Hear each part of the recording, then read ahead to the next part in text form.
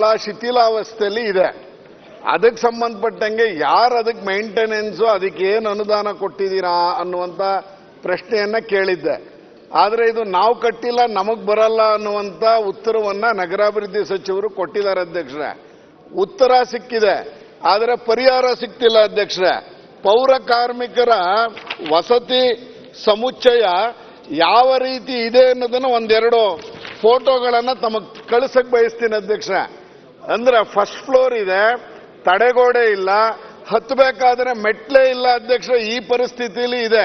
ಪೌರ ಕಾರ್ಮಿಕರು ವಾಸ ಮಾಡ್ತಿರುವಂತ ಕಾಲೋನಿ. ಪೌರ ಕಾರ್ಮಿಕರ ಈ ವಸತಿ ಗೃಹವನ್ನು ಕಟ್ಟಿರೋದು ಕೊಳಗೇರಿ ಮಂಡಳಿ ಅಂತ ಉತ್ತರ ಬರ್ತಾ ಇದೆ. ಕೊಳಗೇರಿ ಮಂಡಳಿಯ ಕೊಳಚೆ ಮಂಡಳಿಯವ್ರದ್ದು ಮೇಂಟೆನೆನ್ಸ್ ಕೊಡ್ತಿಲ್ಲ. ನಗರ ಪಾಲಿಕೆಯಲ್ಲಿ ಹಣ ಇಲ್ಲ. ನಗರಾಭಿವೃದ್ಧಿ ಇಲಾಖೆಯಲ್ಲಿ ಇದಕ್ಕೆ ಏನು ಪರಿಹಾರ ಸಿಗ್ತಾ ಇಲ್ಲ. ವಾಸ ಮಾಡೋದಾದ್ರೂ ಹೇಗೆ? ನಾಳೆ ಅವ್ರಿಗೇನಾದ್ರೂ ತೊಂದರೆ ಆದ್ರೆ, ಜೀವಕ್ಕೆ ಹಾನಿ ಆದ್ರೆ ನಾಳೆ ಅವತ್ತು ಪರಿಹಾರ ಕೊಡ್ತೀವಿ. ನಾನು ಹೇಳ್ತಾ ಇರೋದು ಈ ರೀತಿಯ ವಸತಿ ಸಮುಚ್ಚಯಗಳ. ಶ್ರೀವಾಸ್ ಅವರೇ, ಸರ್ ನೀವು ನಿಮ್ಮ ಮುಖ ಕಾಣುದಿಲ್ಲ ಟಿವಿ ಅವರಿಗೆ.